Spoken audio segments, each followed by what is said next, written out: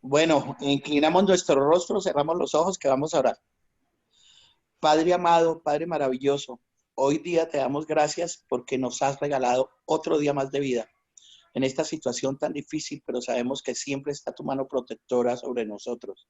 Te pido por cada uno de nosotros, pero también particularmente por nuestras familias, por todas las familias aquí representadas, pero también por toda la familia adventista y por todas las personas, Señor, que están en este momento padeciendo o sufriendo alguna calamidad. Te pido por su salud, pero también que los proveas de todo lo necesario, Señor. Te doy gracias porque estas pruebas también nos hacen recapacitar y tener en cuenta que solo tú eres el camino de la salvación, Señor. Te pido porque lo que estudiemos hoy sea para crecimiento espiritual nuestro, que coloques tu Espíritu Santo en todo lo que se diga para que este mensaje llegue donde debe ser. Todo esto te lo estoy diciendo hoy, no con ningún merecimiento en mí, sino todo en nombre de ese maravilloso Hijo tuyo, tu Hijo Jesús. Amén. Amén. Amén. Muchas gracias. Amén. Bueno, por ahí se sumaron Amén. unos. Ustedes me escuchan bien, ¿cierto? Eso debe ser importante para... ¿Se escucha lejos o se escucha perfecto? No sé, hay momentos en que me quedo sin oírlo bien, pero no sé si es el internet suyo o el mío. ¿Los demás? Se escucha bien. ¿Sí? Se escucha bien. Listo. Si quieren, solo si quieren encender sus cámaras, está bien para que yo los vaya viendo y así vayamos haciendo preguntas. Willy, esta normalmente son estudios bíblicos donde pues, ya llevamos un tema profundo desde hace varias semanas. Sin embargo, digamos que aquí la regla es que todos preguntamos, todos podemos seguir adelante, todos podemos aportar además, porque la idea es crecer y no simplemente avanzar en un tema, sino crecer. ¿Sí? Entonces, no tengan miedo a las preguntas, no tengan miedo a mostrarse. Entre más hagamos preguntas, más aprendemos. A veces nos quedamos callados por pena, pero no debe ser el momento porque necesitamos comprender, ¿no?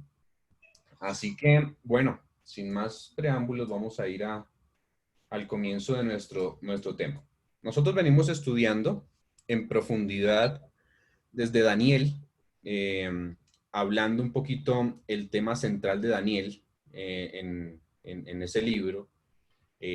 Decíamos que el tema central se encontraba allí en Daniel, del capítulo 8 hasta el capítulo 12, siendo una unidad y que guardaba un tema importante que tiene que ver con el juicio. Nos dimos cuenta que lo que queríamos hacer era hacer un rastreo del remanente. Si podemos rastrear a Estados Unidos en la profecía, si podemos rastrear a Roma en la profecía, al cuerno pequeño, a cada uno de los poderes que hemos rastreado hasta el momento, pues nos dimos cuenta que también podemos rastrear a un grupo que tiene Dios en este tiempo, en el tiempo del fin, para que proclame una verdad que solamente puede proclamar el pueblo que Dios levantó, ¿sí? Entonces nos dimos cuenta, ya después de terminar Daniel, hemos llegado a Apocalipsis 10, en donde vemos que hay una completa sinergia entre lo que nos hablaba Daniel y lo que nos hablaba Apocalipsis. Por eso, digamos que cada vez que uno lee a Elena de White dice, es importante estudiar los libros de Daniel y Apocalipsis en este tiempo, vemos cómo de verdad eso tiene sentido al darnos cuenta de esa unión. Realmente nos llegamos incluso a sorprender y a emocionar cuando encontramos los mensajes en su palabra.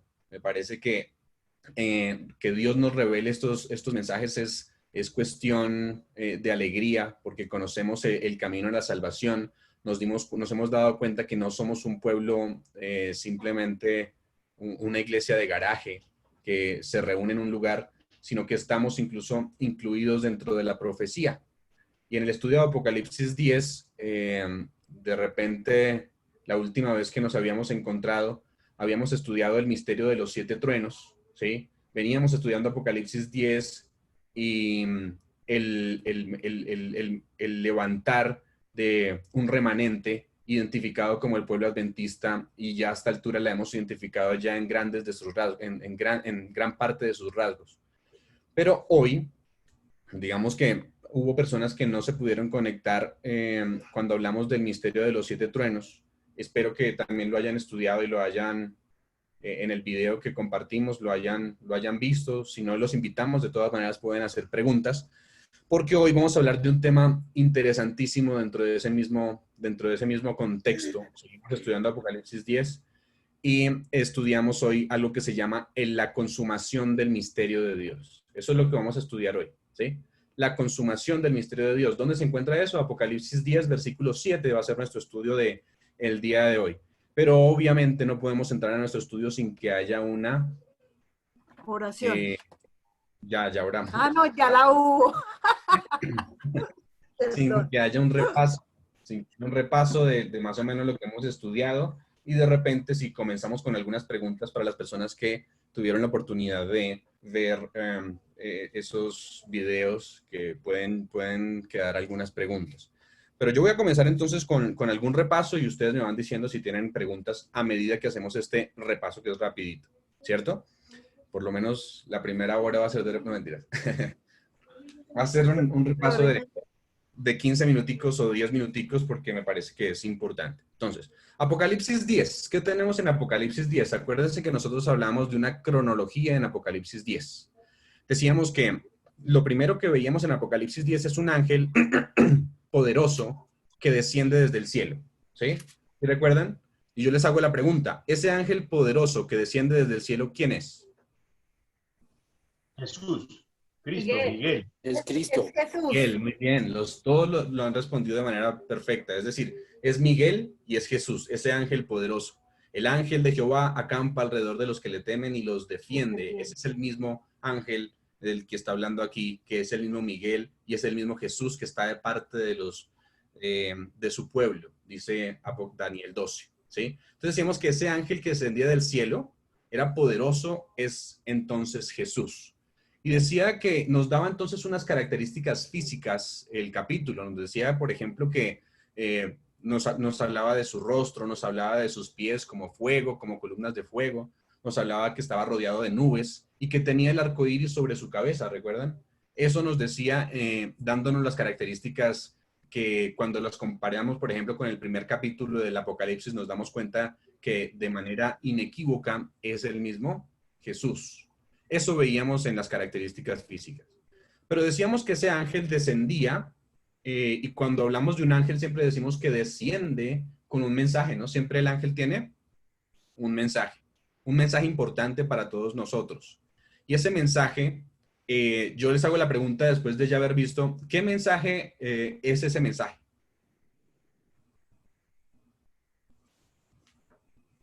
¿El mensaje de los tres ángeles? El mensaje de los tres ángeles. De hecho, nos dábamos cuenta y asociábamos a ese primer ángel, que es el mismo Jehová, Jesús, ¿cierto? Ese primer ángel lo asociábamos con el primer ángel de Apocalipsis, ¿sí? Del de los tres ángeles. Y decíamos, tenemos bastantes evidencias para asegurarlo. Primero aquí, este es el mismo ángel y después hablando en el patrón profético, cuando nos damos cuenta un poquito de Abraham, el primer ángel, hubo tres ángeles que se le acercaron a Abraham, allí cuando iba a destruir Sodoma y Gomorra, y el primero de esos ángeles era Jesús, ¿sí? Jesús mismo estaba hablando con Abraham, y él se quedó hablando con Abraham y le dijo, Señor, ¿por qué tú no vas a perdonar a los impíos? Si ese es tu carácter es de perdón. Entonces Jehová le dijo, bueno, sí, si yo encuentro por lo menos, más bien al revés, el mismo Abraham le pregunta, si encontramos 50, yo estoy dispuesto a perdonar, ¿estás dispuesto a perdonarlos? Y Jesús le dice, sí, claro, estoy dispuesto a perdonarlos. Y fueron bajando hasta que de repente ni siquiera 5, no encontró ni siquiera 5 y ya Abraham como que le dio pena y le dijo, pues salva a Lot y a su familia, Señor, que es los que encontramos como salvos. Y decíamos que eso tiene una completa aplicación a nuestros días, ¿no? La aplicación es que el mensaje de los tres ángeles está dando y nosotros somos los encargados de dar este mensaje y estamos haciendo todo lo posible en la predicación de este mensaje para que otros también lo entiendan y se salven, para que no sean destruidos por el fuego eterno, que hablaríamos en otro mensaje distinto. Pero bueno, decíamos que este ángel, después de que se nos ofrecen las características, dice que en su mano izquierda, y sabemos ya asegurando que es en su mano izquierda que tenía un librito. ¿Por qué decíamos que era en su mano izquierda? ¿Recuerdan? Sí, porque estaba en otra cita. Porque la derecha estaba ocupada. Porque la derecha estaba ocupada. Sí, ¿Estaba ocupada con qué libro? ¿Con qué libro? Va, con el librito. de Daniel. Sí.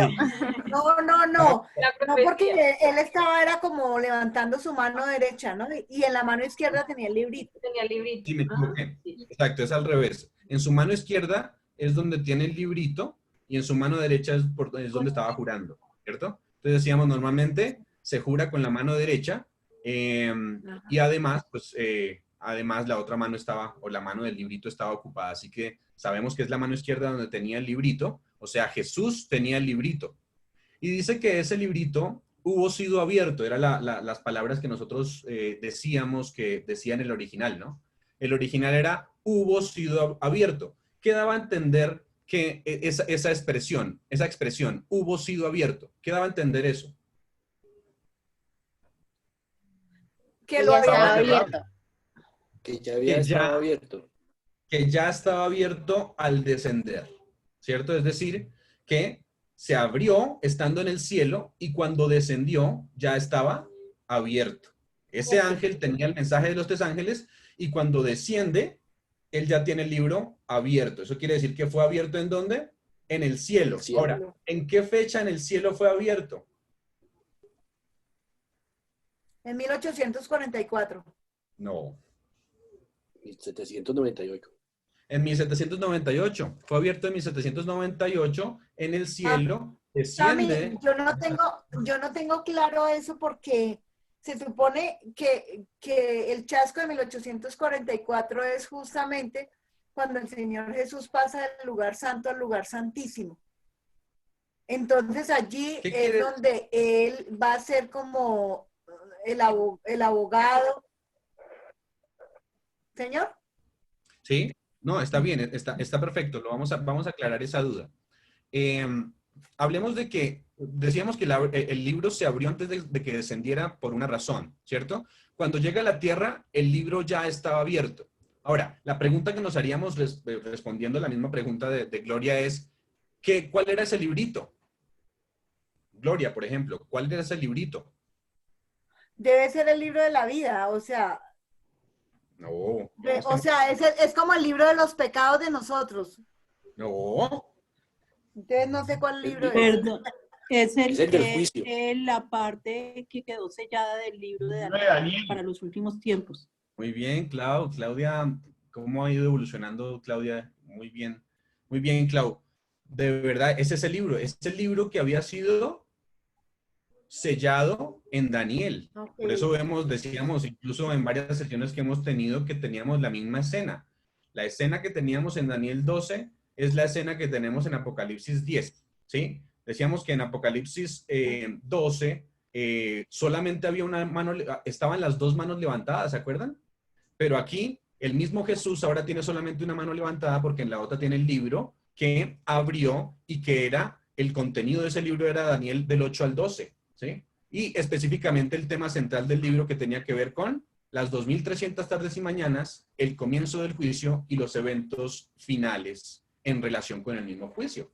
Eso era lo que decía el librito. Así que, entendiendo que el libro es el libro de Daniel, pero la parte específica que tiene que ver con el juicio, así entonces podemos saber que cuando se comenzó a estudiar ese libro, cuando nos decía Daniel 12 que se debía comenzar a estudiar ese libro. Al final del tiempo. En el tiempo del fin. En el tiempo del fin.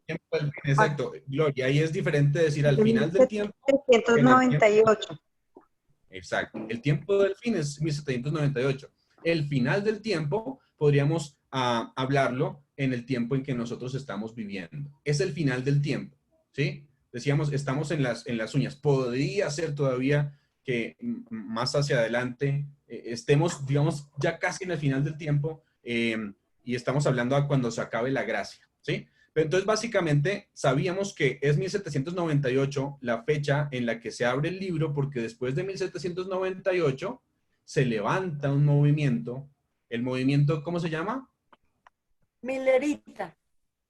El movimiento Millerita con un mensaje. ¿Cuál mensaje?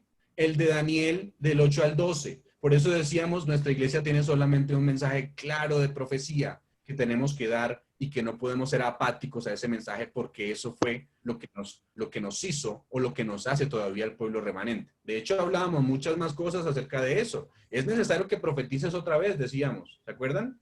O sea que la primera vez ya había profetizado. ¿Y de qué profetizó? De Daniel 8 al 12. Cuando se dice, es necesario que profetices otra vez, pues ahora se está refiriendo a Daniel 8 al 12, pero explicado en el Apocalipsis. Imagínense. Eso es lo que está diciendo allí esas pequeñas palabras. ¿Sí? Entonces, ¿eso queda claro, Gloria? Sí, señor. Listo. Entonces, el libro se abrió antes de que descendiera. Ahora, el ángel, Jesús mismo, planta un pie en el mar y otro sobre la tierra. ¿Qué quiere decir eso? Que el mensaje es a nivel global. El mensaje es global, ¿cierto? El mensaje es global y quiere decir que va por tierra y por mar, ¿sí? Hablábamos el antiguo continente y el nuevo continente. El nuevo continente, la tierra, Estados Unidos, América en general, el antiguo continente, todo lo que tiene que ver con Europa y los países más bien, o los continentes que tenían que ver con la historia del mundo en sus inicios, ¿sí? Entonces, básicamente allí está representado por un mensaje que se tiene que dar a todo el mundo. Eso significa plantar el pie derecho sobre el mar y el otro pie sobre la tierra. Ahora, si eso pasa, si es un mensaje que tiene que ser global, pues se necesita una iglesia que esté establecida en todo el mundo. A nivel global. Exacto, entonces no puede ser una iglesia cualquiera. No cualquier iglesia puede levantar este mensaje. Tiene que ser una iglesia también global. El mensaje que trae va a ser entonces de manera global, ¿sí? Ahora, ¿qué significa el acto de plantar los pies? Ya dijimos que plante un pie en el mar y otro en la tierra es un mensaje global. Pero, ¿qué significa el acto de plantar sus pies? No, poder, como poder y autoridad sobre la tierra, ¿no? Está reclamando este mundo, que este mundo es para él. Lo que está diciendo es, todos los reinos ahora serán míos. ¿Recuerdan todos los reinos de la cadena profética? Medo-Persia, Babilonia, Medo-Persia, Grecia, Roma. Está diciendo ahora, todos los reinos serán míos. Y él se proclama entonces en todo el mundo ahora rey, ¿cierto? El acto de plantar los pies está diciendo que él es ahora el dueño de este mundo. De hecho, no es casualidad que más adelante esté diciendo que nos recuerde en el mensaje de los tres ángeles que él es el creador, ¿sí? No es casualidad que nos recuerden el tema del sábado. Ahorita vamos a darnos cuenta de eso. Ahora, lo que sigue después es que el ángel suelta un rugido, como el de un león, otra característica para referirnos a Jesús, el león de la tribu de Judá. Entonces, el ángel suelta un rugido como el de un león y ese rugido causa un eco, ¿cierto? Y el eco causa 7 truenos. Entonces, sigue la pregunta, ¿qué es un trueno en la Biblia? Es un mensaje que no es claro. Es un mensaje que no se comprende hasta ese momento, ¿sí? Dijimos la última vez, digamos, como un punto donde Camilo decía que eran acontecimientos o sucesos que iban a ser revelados en su debido momento. Exacto. Eso es muy importante, porque es un mensaje que no se comprende en ese momento, pero no lo comprenden ciertas personas, no todos. Por ejemplo, veíamos que Jesús había escuchado ese mensaje y que Juan también lo había escuchado allí cuando hablaron de los truenos, pero la gente que estaba ahí no lo entendió. Entonces, la pregunta que hacemos, ¿Juan entendió el mensaje de los 7 truenos? Sí. Sí. Sí, muy bien. Juan entendió, porque él lo iba a ¿qué? A escribir, dice, escríbelo. Y ya lo iba a escribir, pero Juan entendió, pero la voz le dijo, no lo reveles, no lo escribas. Ahora, ¿qué representan estos 7 truenos? ¿Qué son esos 7 truenos? A ver si quedó claro para todos. ¿Es lo que se dice el zarandeo? Bueno, sí tiene que ver con zarandeo, pero específicamente, ¿cómo lo definimos la vez que hablamos? Sucesos o acontecimientos que fueron puestos por Dios en su debido tiempo o momento. Exacto. Ciertos eventos que pasaron entre qué fechas? Entre el gran 1798 y chasco. 1844. No, Entre 1818 y 1844. casi, ¿No? no. 1798. No. Ok, hay cosas que repetimos a veces, varias veces para que se queden en nuestra mente, ¿sí? Y esto fue una de las cosas que repetimos, por lo menos esos 7 truenos los repetimos uno por cada trueno, ¿sí? ¿Esas 7 veces? Entonces, son ciertos eventos, lo dijo Diego muy bien, que pasaron entre 1842 y 1844, ¿sí? Okay, Eventos sí. que pasaron entre 1842 y 1844. Una serie de chascos, también lo dijo Sandra. Sandra dijo, sí, ¿tiene que ver con un zarandeo? Pues sí, fue una serie de chascos que provocaron un zarandeo, ¿cierto? Ahora, esos chascos son, primero dijeron, bueno, Cristo viene en 1843. Después dijeron, no, pues Cristo viene en 1843, pero en la primavera. Después no, en la primavera, en el otoño de 1843. Después dijeron, no, en 1844. Después dijeron, no, pues en la primavera de 1844. Después dijeron, no, en el otoño de 1844. Y ya cuando estaban seguros, se equivocaron del evento, ¿sí? Entonces, hubo varios eventos relacionados entre 1842 y 1844 que fueron esos 7 truenos, algo que no se debía entender en ese momento, era lo que decíamos, ¿cierto? Una serie de chascos que vivió la iglesia. ¿Era necesario esos 7 truenos? Sí, porque Sí, claro. ¿Para qué era necesario que esos 7 truenos? Porque eso fue como una conveniencia para Dios, ¿no? Sí, lo dijo Sandra hace un momento, era necesario probar a la gente, básicamente. Era necesario probar su fe para que solamente el pueblo real siguiera a Jesús, ¿sí? Y eso fue lo que pasó. Y decíamos, incluso hablábamos que eso no solamente pasó en 1844 y 1842 y 1844. Eso pasó ¿cuándo? También en tiempos de... la venida de Jesús, cuando vino Jesús. Cuando vino Jesús la primera vez, también hubo una serie de chascos provocados ¿por quién? Por Jesús. Por el mismo Jesús, muy bien. El mismo Jesús. De hecho, leíamos una cita donde nos decía que la misma mano del Señor cubrió esas verdades para que no fueran descubiertas. Entonces, eso lo decía allí Elena de White. Pero en ese tiempo, muchos comenzaron, en esos periodos, muchos comenzaron en Europa a estudiar la Biblia, a estudiar el mensaje de ¿qué? De Daniel y de Apocalipsis, porque en Apocalipsis es donde se revelaba.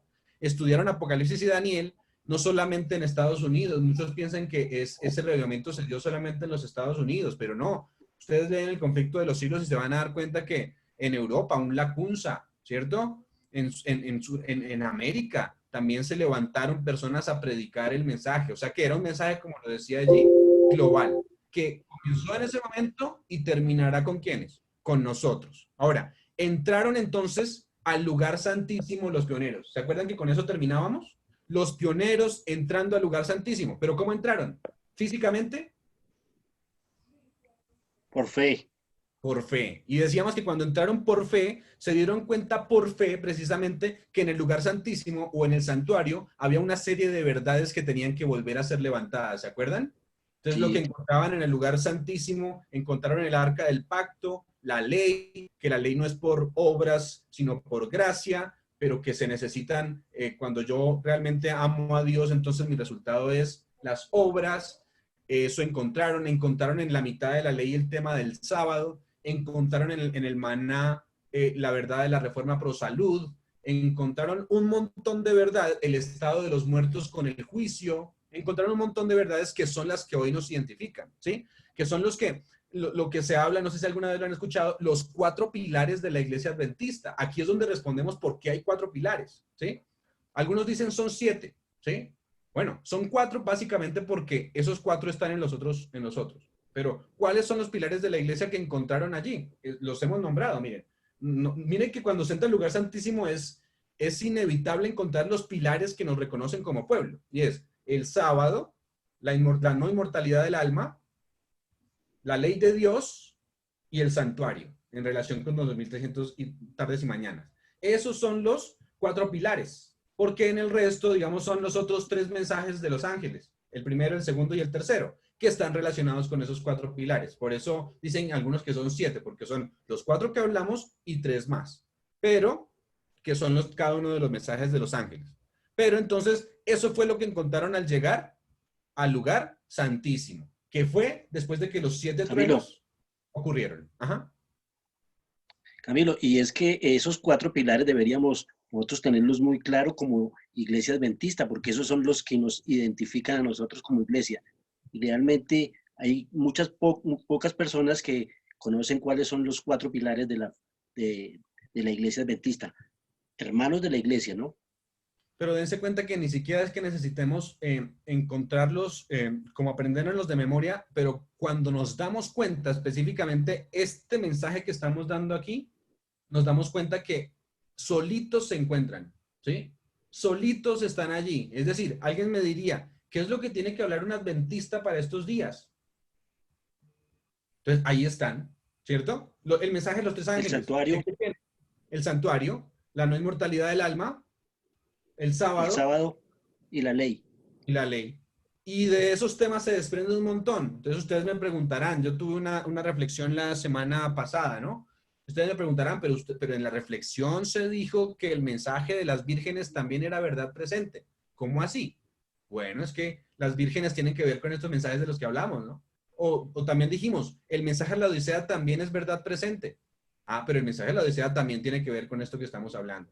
Daniel y Apocalipsis tienen en todo su centro a Jesús y Jesús comprendido de la mejor manera, de la manera correcta. Dijimos cuáles mentiras había creído la humanidad y cuáles verdades restaura la iglesia milerita, más bien el movimiento milerita cuando se levanta, que ahora corresponde a nosotros como iglesia adventista. ¿Listo? Entonces ahí estaba básicamente el mensaje de los 7 truenos. Después de los 7 truenos, entonces se entra en el lugar santísimo por la verdad del juicio y se comprende ahora sí que no era que Cristo fuera a venir, sino que Jesús pasaba de un lado al otro santísimo y comenzaba una obra que era la obra de investigación. Ahora, llegamos entonces al 22 de octubre de 1844, fecha exacta en la cual el ángel levanta su mano derecha y jura, ¿por quién? Por Dios. Por el Dios eterno, que creó los cielos. Muy bien, Vanessa, ese es el creador. Jura por el Dios eterno, pero jura por ¿qué características? Por las características del Dios creador. ¿Qué me estaba diciendo eso? Pues que se iba a restaurar la verdad acerca de la creación y inevitablemente con la creación está Éxodo 20 y está Génesis 2. Éxodo 20 con el sábado, que es el mandamiento que me habla que Dios es mi creador. Por eso decimos que es el sello de la ley, ¿cierto? Y Génesis 2, que nos habla de que nuestro Dios es el Dios que nos creó y por ende necesitamos adorarlo de manera correcta, ¿sí? Eso es lo que nos decía Éxodo 20 y Génesis 2. Y decía, en esa fecha, 22 de octubre de 1844, jura el ángel que el tiempo, ¿qué? No será más. No será más. Pregunta para todos nuevamente. ¿Cuál tiempo no será más? El fin de los tiempos proféticos. No habrá más profecías de tiempo. Muy bien, Sandra. Excelente, Sandra. Todos ya lo saben, pero Sandra hasta ahora está conociendo y mire. Sí, tiene que ver con el fin de los tiempos proféticos. Ya está volando, no Sandra. Dijo Vivi también. No hay más profecía de tiempo, ¿cierto? Las profecías de los 2300, la profecía de los 2300 años o tardes y mañanas es la última profecía de tiempo específico, ¿sí? Y decíamos, los que replican las fechas de los 1290 días y los 1335 en el futuro no tienen ningún asidero porque aquí nos está diciendo la palabra cronos. ¿Te acuerdas que estudiamos la palabra cronos? Que decía que hacía referencia a fecha de tiempo. No habrá más fechas de tiempo. No habrá más tiempo profético, es lo que habíamos dicho, ¿cierto? Ahora, hasta ahí nuestro resumen. Hasta ahí nuestro resumen que tenía que darse porque tenía que ser, ¿cierto? Ahora, dijimos, nuestro versículo de hoy tiene que ver con el misterio de Dios, ¿sí? Y debo decirles una cosa, eso está en el versículo 7.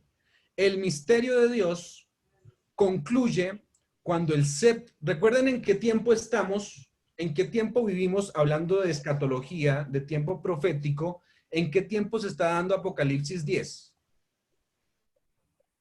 Un sexto sello. En la sexta. Trompeta. Trompeta. En la sexta trompeta se da, ¿cierto? Se está dando sobre la sexta trompeta.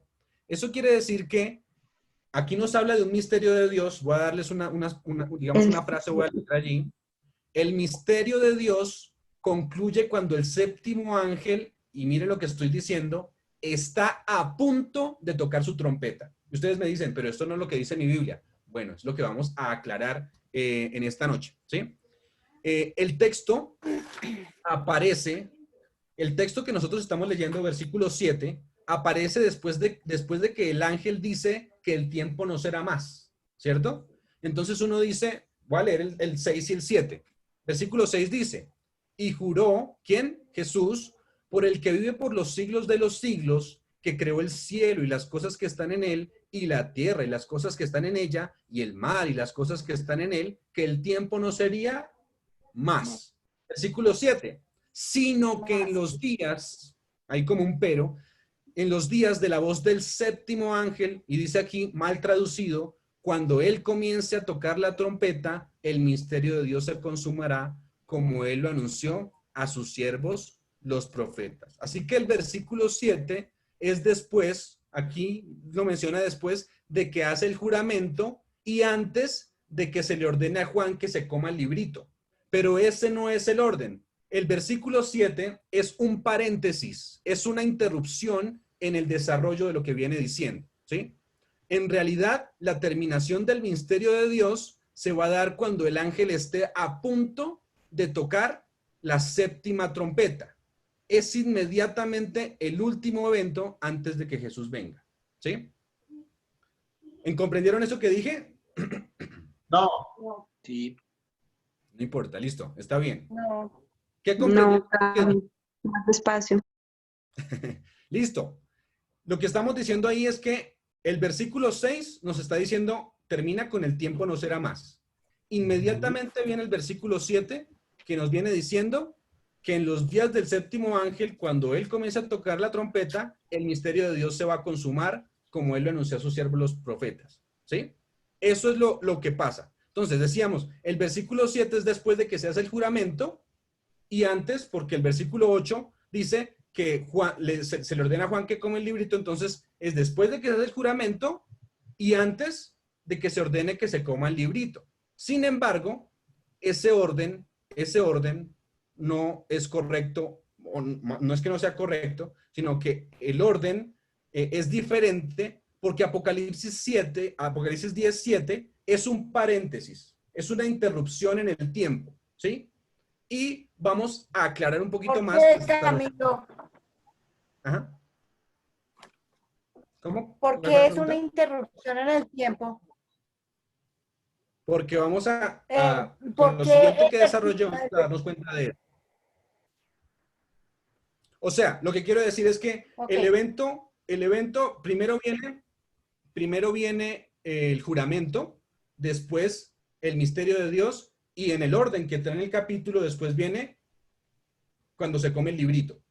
Pero como el versículo 7 es una interrupción, vamos a darnos cuenta por qué, no va en ese mismo orden. Es decir, no va primero el juramento y después, bueno, el juramento sí, y después sí va el misterio, pero después no va que se coma el librito, ¿sí? Pero vamos a darnos cuenta, desarrollemos el tema y vamos a entenderlo por qué. Entremos al misterio de Dios, ¿sí?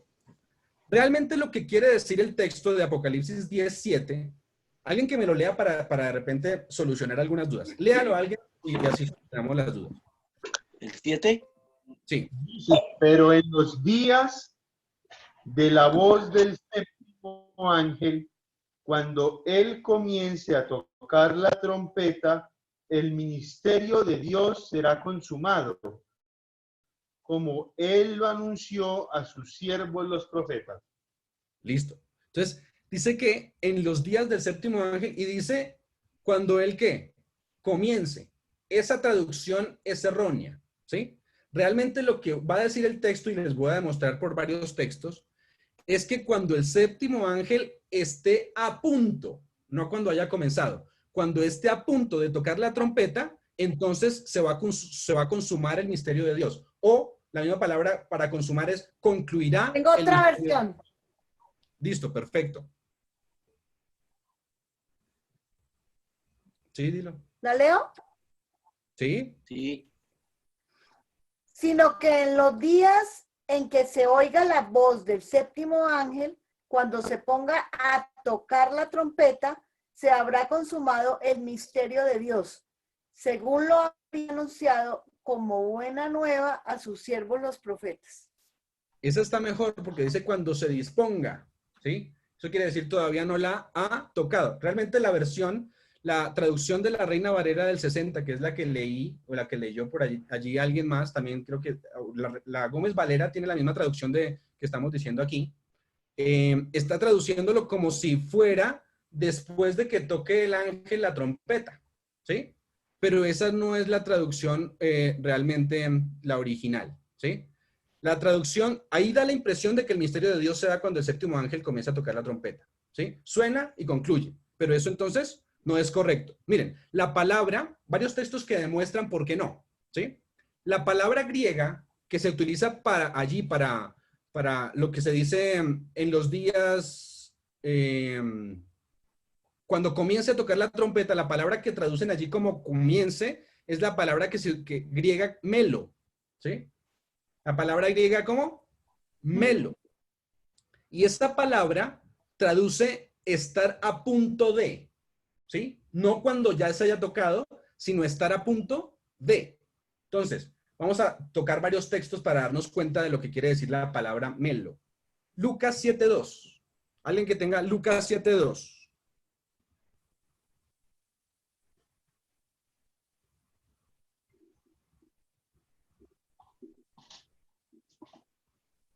¿Alguien que lo tenga? Y el siervo de un centurión a quien... Y el siervo de un centurión a quien éste quería mucho, estaba enfermo y a punto de morir. Ah, ahí se utiliza la misma palabra que estamos utilizando, la palabra melo. Entonces, la palabra es, ahí estamos hablando del centurión que va a Jesús para pedir que salve a su siervo. Entonces dice, el siervo de un centurión, a quien éste quería mucho, estaba enfermo y ¿qué? A punto. O sea, la palabra melo. ¿Ya había muerto? No, a punto. No, estaba a punto de morir. No. Hechos 3:3. Otra, Hechos 3:3, la voy a leer yo. Pedro y Juan iban a entrar al templo. Miren lo que pasa. Cuando vio a Pedro y a Juan, que estaban a punto de entrar en el templo, les rogaba que le diesen limosna. O sea, ¿ya había entrado al templo? No, estaba a punto porque le estaba pidiendo limosna. O sea que no había entrado. Hechos 27. Pablo iba a partir al siguiente día en el contexto, a Troas.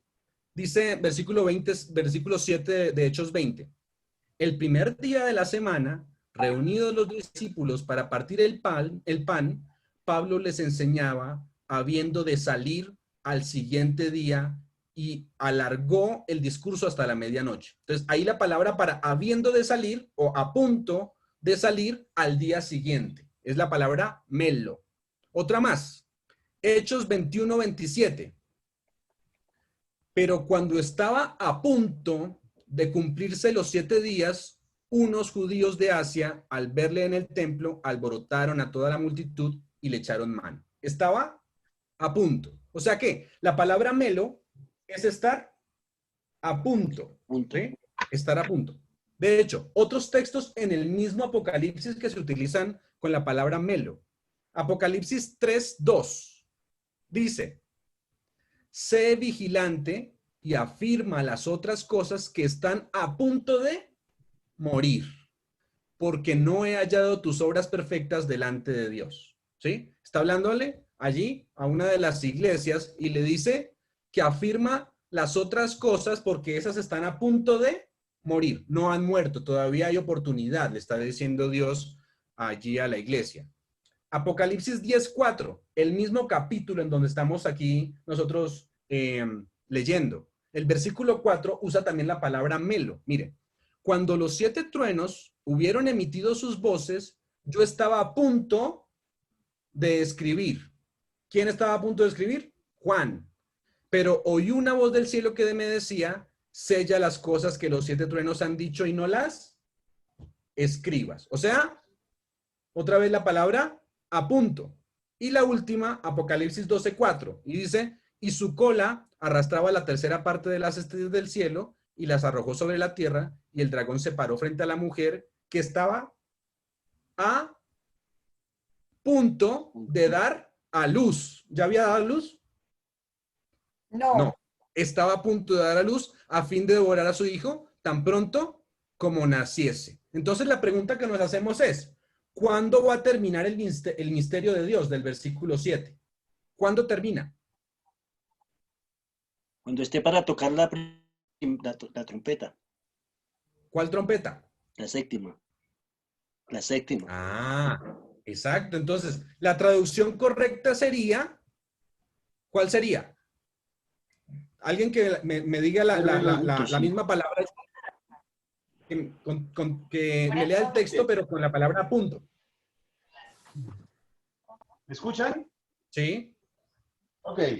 Pero en los días de la voz del séptimo ángel, cuando esté a punto de tocar la trompeta, el ministerio de Dios será consumado. Ah, muy bien. Es diferente, ¿no? Cuando esté a punto, no cuando ya haya sonado. Ahora, ¿qué pasa durante la sexta trompeta? Todos los eventos que estamos viendo. Pero ¿qué pasa en la séptima trompeta?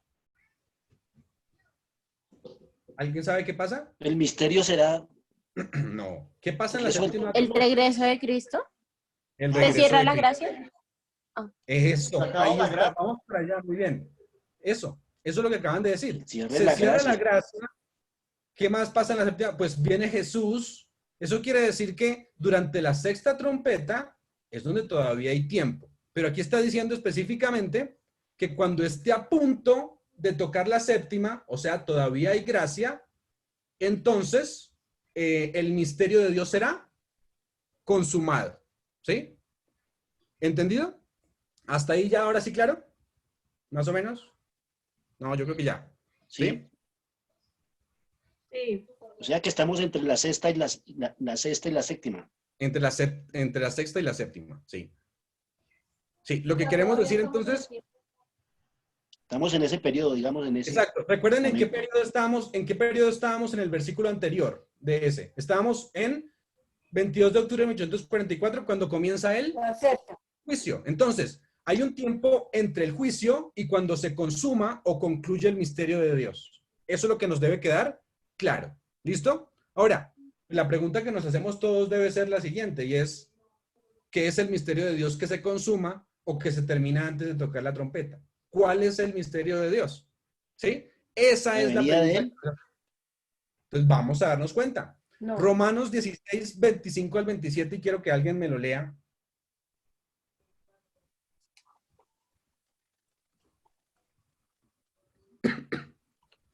¿Romanos qué? Romanos 16, 25. Vamos a ver qué es el misterio de Dios.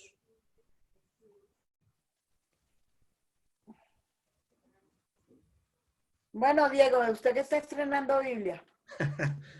O puede también alguien más. Uy, nos acompaña hoy Elizabeth. No sabía que estaba Elizabeth Estupiñán. Ah, está Livni. Es Livni. Bienvenida, Livni.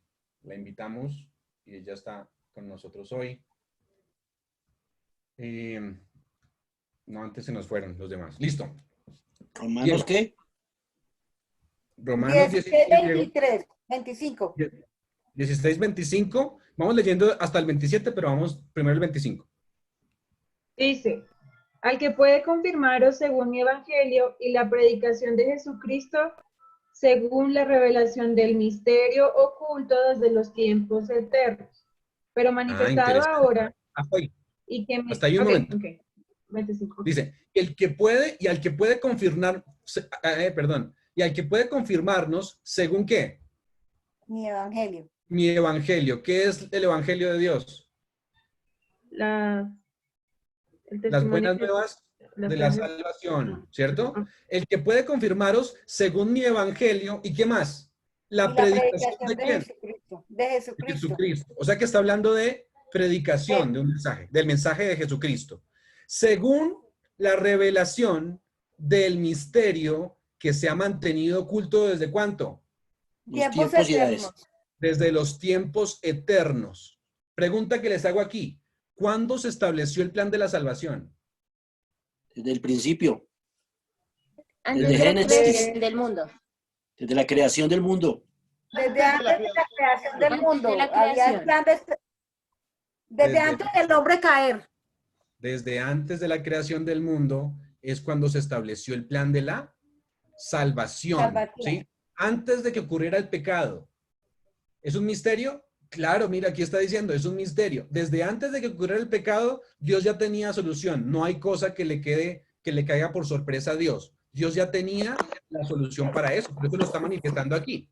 Al que puede confirmaros, según mi evangelio y la predicación de Jesucristo, según la revelación, parece que aquí ya se ha revelado. ¿Sí? Ustedes no se han dado cuenta de lo que está leyendo. Si ustedes lo leen, parece decir que ya se reveló, mire. Y la revelación está en el evangelio y la predicación de Jesucristo. Versículo 26. Sigue Vivi. Dice, pero manifestado ahora, y que mediante las escrituras de los profetas y por disposición del Dios eterno, se ha dado a conocer a todas las naciones para que obedezcan a la fe. Entonces sí, claro, ¿no? Está diciendo, pero que ha sido manifestado ahora. Y que por las escrituras de los profetas, una vez más, siempre nos está llamando a estudiar y a escudriñar, miren, los profetas, según el mandamiento del Dios eterno, se ha dado a conocer ¿a quién? A todas las gentes para que obedezcan a la fe. O sea que ese misterio ya ha sido revelado y tiene que ver con la predicación del evangelio. Versículo 27. Dice, al único sabio Dios, sea gloria mediante Jesucristo para siempre. Amén.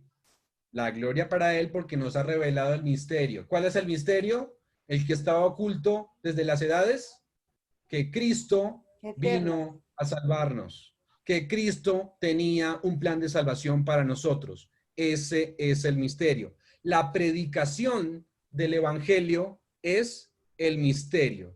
El misterio de Dios es el evangelio de la salvación que estuvo oculto desde los siglos y edades, pero que fue revelado cuando el hombre pecó. ¿Cuándo fue la primera vez que se reveló? En Génesis 3:15. El Salvador iba a venir hacia nosotros. Y también se reveló después, más claramente, a través de Jesucristo.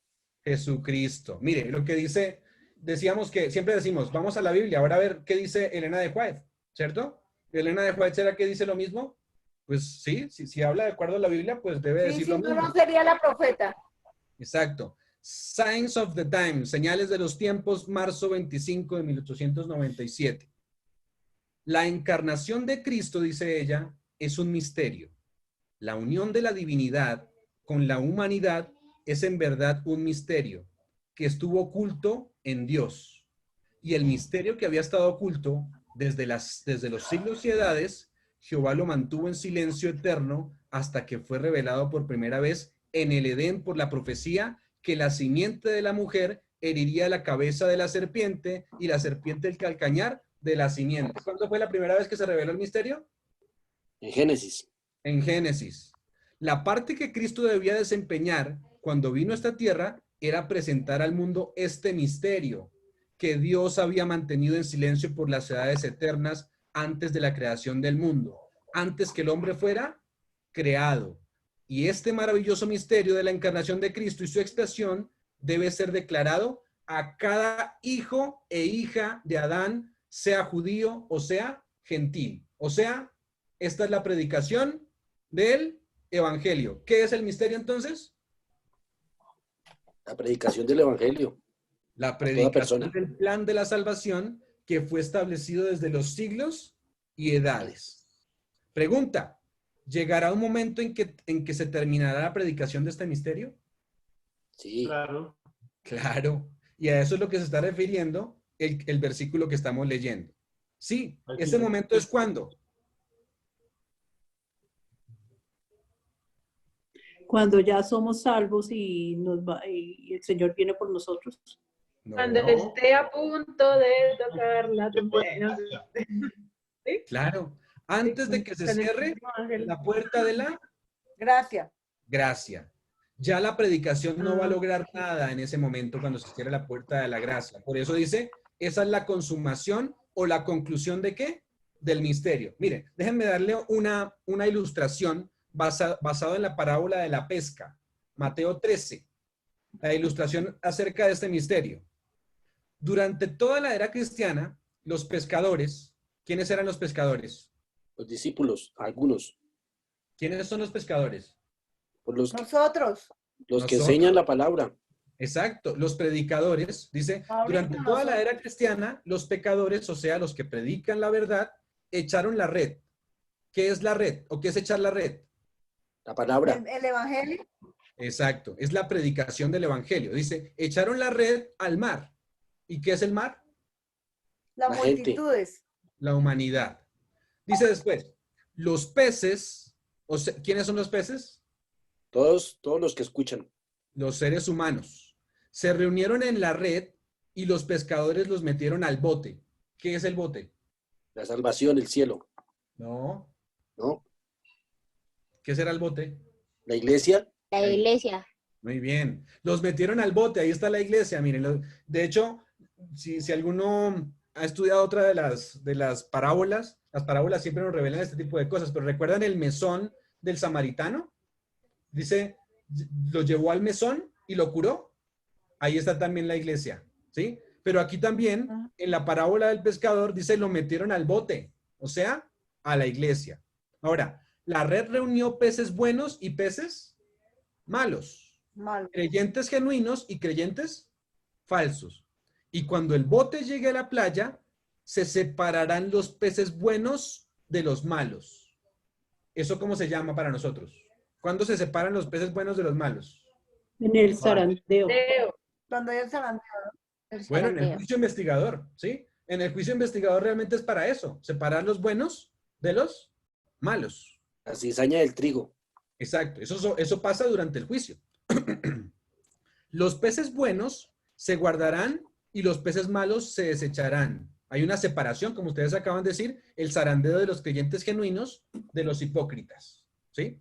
La consumación del misterio de Dios es cuando la obra de pescar termina. Y todos los casos están decididos para vida o para muerte. ¿Comprendido a través de la historia de la pesca? ¿Sí? Entonces, la consumación del misterio de Dios es cuando la obra de pescar termina y todos los casos están decididos para vida o para muerte. Ahora, se habrá sellado entonces en el fin de gracia. No hay más predicación.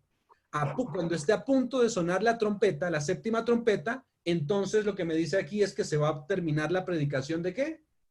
Del evangelio. ¿Sí? Cuando la séptima trompeta esté a punto de sonar, suceden 3 eventos consecutivos, seguidos. ¿Cuáles son los eventos que suceden cuando esté a punto de sonar la trompeta? Mire, 1, se cierra la puerta de la gracia. 2, termina el misterio de Dios, la predicación del evangelio. 3, comienza el tiempo de angustia cuando no habrá un intercesor. Eso ya lo vimos en ¿dónde? Daniel 11 y Daniel 11, ¿cierto? En ese tiempo dijimos, no habrá mártires. Ahora, algunos ejemplos, y con esto ya vamos terminando, que nos hablan de la consumación del misterio de Dios en la Biblia, ¿sí? Entonces, tengo un ejemplo. Lo que sucedió en el diluvio, y vuelvo a ir a preguntas, ¿cierto? En el diluvio Dios llamó a Noé para construir un arca y predicar, ¿sí? ¿Noé predicó un mensaje de juicio o no? Sí. ¿Cuál era el mensaje de juicio? El diluvio, anunciar que iba a haber un diluvio. Exacto, que si no se arrepentían, si no se metían en el arca, entonces a morir. ¿Cuántos años predicó? 120. 120 años. 120, ¿cierto? Cuando terminó el mensaje, como era de juicio, ¿en cuántos grupos se dividió el mundo? 2. En 2. El mundo se dividió en 2. En los salvos y en los perdidos, básicamente. Ahora, ¿la obra de la predicación de Noé estaba acompañada por el Espíritu Santo? Sí, señor. Claro. ¿Se acuerdan que dice, no contenderá mi espíritu para siempre con el hombre? Eso quiere decir que había un tiempo de gracia en donde el Espíritu Santo estaba obrando en el corazón, ¿cierto? Ahora, después de que entraron al arca los animales, se para entonces Noé por última vez allí en la puerta. Eso quiere decir, para tratar de entender lo que estamos leyendo, está a punto de sonar la séptima trompeta. Obviamente estoy hablando de manera simbólica, ¿no? Entonces, se para allí para su último discurso, equivalente a que está por sonar la séptima trompeta, ¿cierto? Le dice, pueblo, este es mi último llamado. Es el último llamado de Dios hacia ustedes. Entren en el arca para que se puedan salvar. Pero pues ese mensaje cayó en oídos sordos. ¿Quién cerró la puerta? El mismo Dios. Dios. Un ángel, pero que es Dios. El ángel que es Dios, mira, el mismo Miguel, ¿cierto? Cerró la puerta Miguel, que es el ángel. Al terminar los 120 años de gracia, la puerta del arca se cerró. Todo caso entonces estaba decidido para vida o para muerte. Ahora, ¿los de afuera se podían arrepentir después de que la puerta se cerró? Sí, se podían arrepentir, pero no podían entrar al arca. No, ya no se podían arrepentir. Ya no se podían arrepentir. Todos los casos estaban decididos y la predicación del evangelio terminó cuando la puerta se cerró. Ahora, ¿se acuerdan que cuando entró, qué pasó? ¿No llovió? ¿Entraron y llovió de una vez? No, una semana 7 días. 7 Una días. semana. Tuvieron que esperar. ¿Noé y su familia entonces pasaron por un tiempo de angustia o no? Sí, claro. ¿Qué dice? Dice Patriarcas y Profetas que todos los días se acercaban burladores riéndose de lo que pasaba allá dentro del arca. ¿Sí? Dice que se burlaban, se volvían altaneros, eran groseros, ¿cierto? Eso pasó durante los 7 días. Eso quiere decir que la fe de Noé y su familia fue duramente probada. Pero después de los 7 días... Ajá. Lo que fue igual cuando pasó el gran chasco. Sí. Toda la gente, pues imagínense cómo se burlarían, ¿sí? Cómo se burlarían y, mejor dicho, tantos que desertaron por fracaso, por decepción, por presión de las demás personas. O sea, eso debe ser una cosa terrible, definitivamente. Ahora imagínense eso que sufrimos los del gran chasco comparado con lo que sufriremos nosotros en relación también con Noé, ¿cierto? ¿Qué va a pasar? Un momento en el que se cierra la gracia y de repente entonces entra un tiempo de angustia, por nuestro lado un tiempo de angustia de Jacob, y los de afuera tratando de perseguirnos, tratando de matarnos, no van a poder, es claro, pero es un tiempo de angustia, por eso dice... ¿Cuál nunca fue? ¿Cuál nunca fue desde que hubo gente hasta entonces? Dice allí. O sea, y la gente recriminándonos también, imagino. La gente recriminándonos, claro, imagínense, ¿por qué no guardan el domingo si es que todas las calamidades caen es por su culpa? Dice ayer cuando leemos el conflicto de los siglos, ¿no? ¿Sí? Y de repente entonces dice que al octavo día, después de que pasaron 7 días, al octavo día comenzó a llover, ¿sí? Y comenzó a llover y, bueno, estamos estudiando con los niños allí en la iglesia la creación. Ustedes saben que cuando Dios hizo el mundo, puso arriba del cielo agua y debajo del cielo agua. Cuando llegó el diluvio, las cataratas de los cielos se abrieron, ¿sí? Dice incluso el deseado de todas las patriarcas y profetas. Nos habla de Satanás y dice que el mismo Satanás, ¿cómo sería de fuerte el cataclismo? Que Satanás dice temió por su vida. Sí. O sea que fue un momento de angustia terrible, incluso para los que estaban, obviamente para los que estaban afuera, pero también para los que estaban adentro. ¿Sí? Entonces, eso sí, porque dice Patriarcas y Profetas también que el arca, el Señor la fue como llevando y la dejó como metida entre algo para que los vientos y esto no la llevaran y la trajeran, sino como... Y los ángeles bajaron a protegerla. Imagínense, sí. Y quedó, de hecho, hay una comparación. Quedó Satanás solo en el mundo. No había ningún alma, solo estaba Satanás. Bueno, y los... y los 8 que estaban en el Los arca. secuaces. Ah. ¿Sí? Nos está hablando ahí de los 1000 años, ¿no? Por ejemplo. Eso quiere decir que estaba encadenado, ¿cierto? Quedó Estaba encadenado. encadenado. Exacto. Entonces, No sé cuál es, Gloria. Venga, ¿y por qué no se ahogaría Satanás en esa vez? dice que temió por su vida, pero pues obviamente no se iba a Pues ahogar. sí, o sea, yo me pregunté eso ahora si el agua subió mucho más arriba que cualquier forma de poner pie. Bueno, porque... Puede volar. Igual es un ángel, ¿no? Puede volar, claro que sí. Sí, claro. Listo. Entonces... El mísero no le cortaron las alas. Es una pregunta que sale de ahí. ¿Dónde vive Satanás? En los abismos.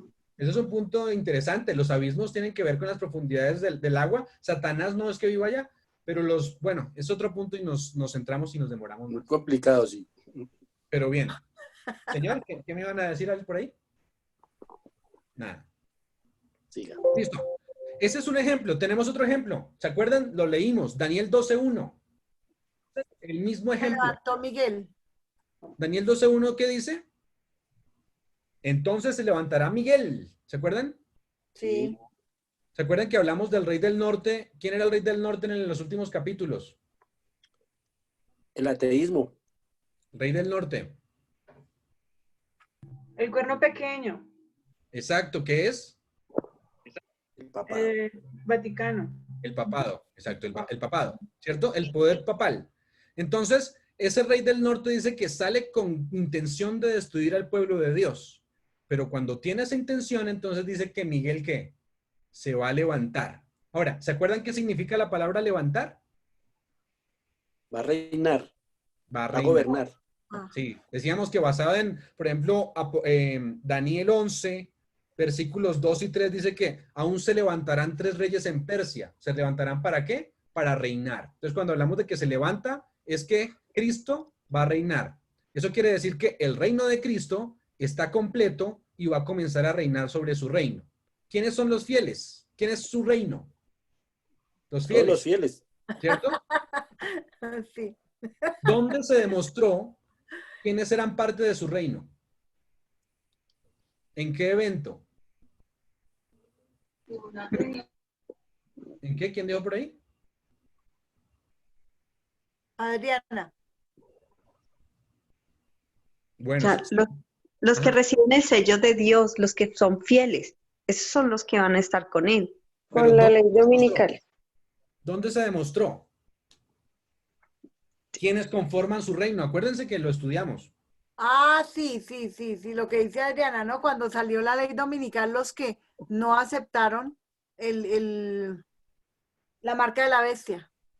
No, se demostró en el juicio. En el juicio es que se está demostrando quiénes conforman parte del reino de Dios. ¿Sí? Sí.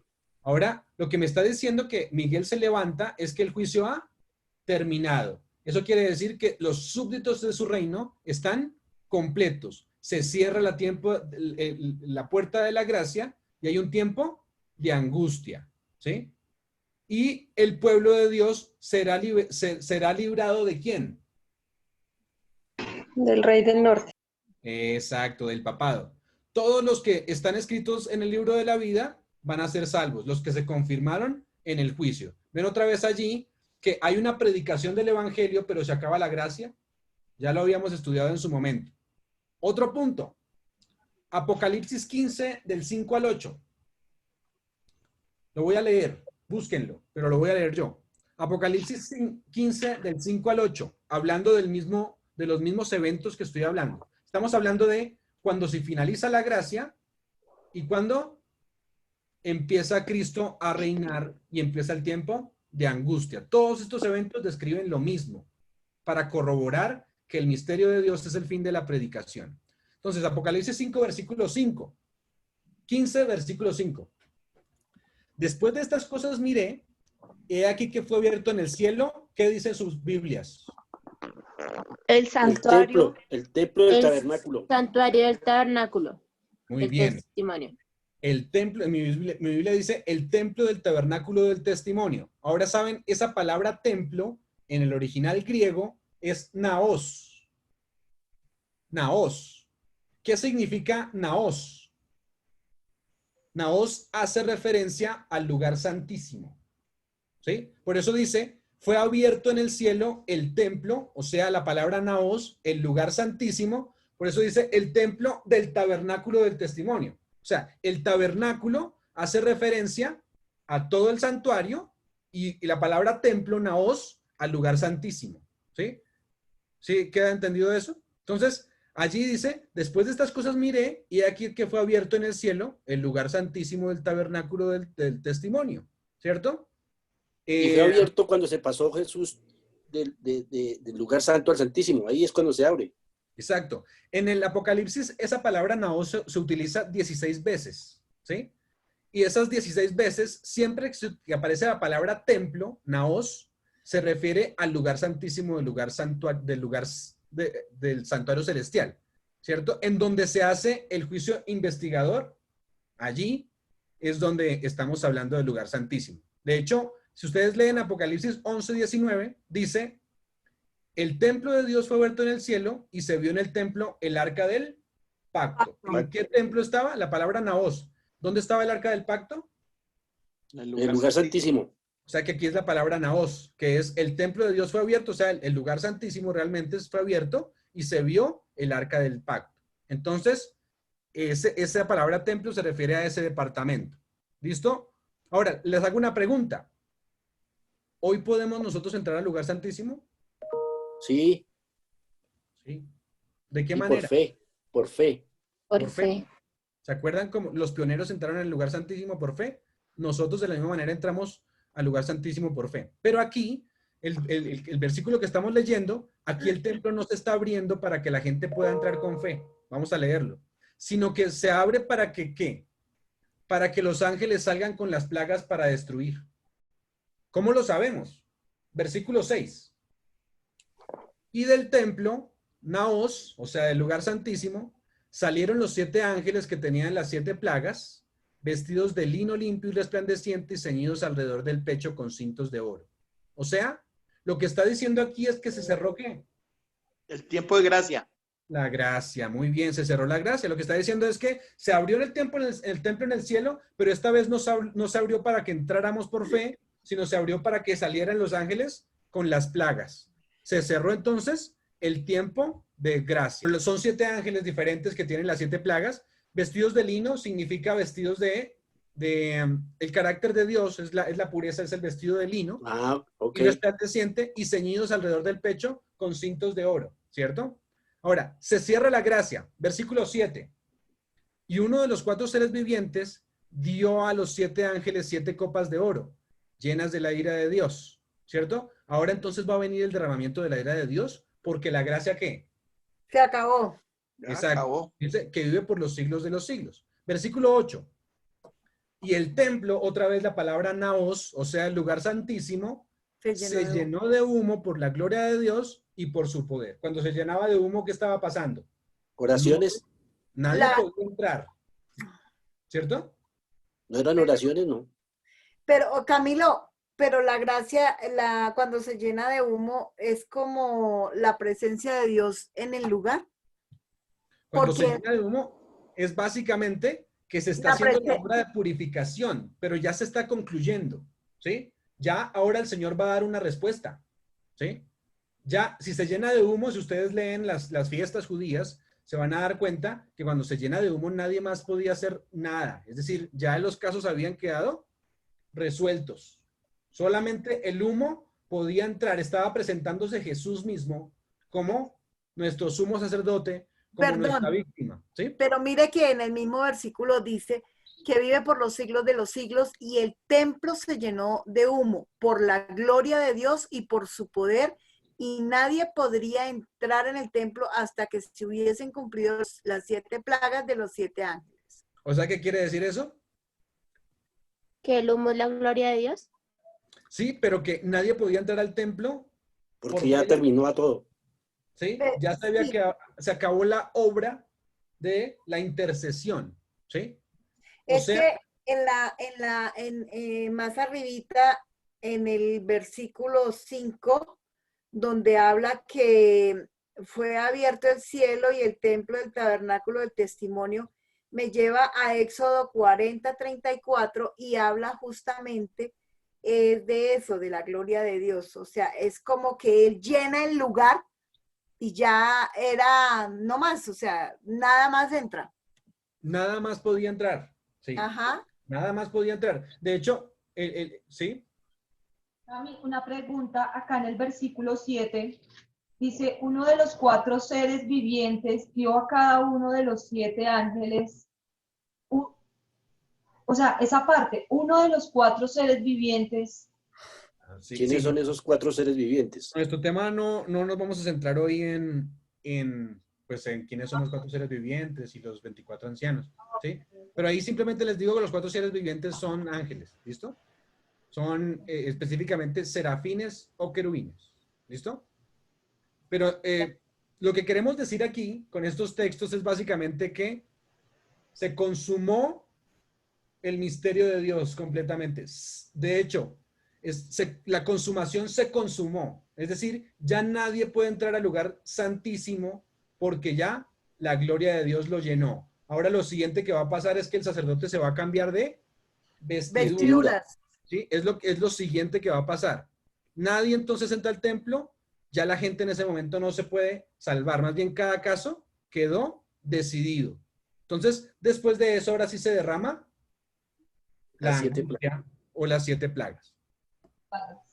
Un ejemplo más, Apocalipsis 22 del 10 al 12.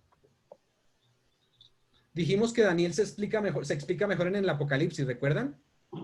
La Apocalipsis es la explicación de Daniel. Recuérdenme cuáles son las 3 etapas del juicio.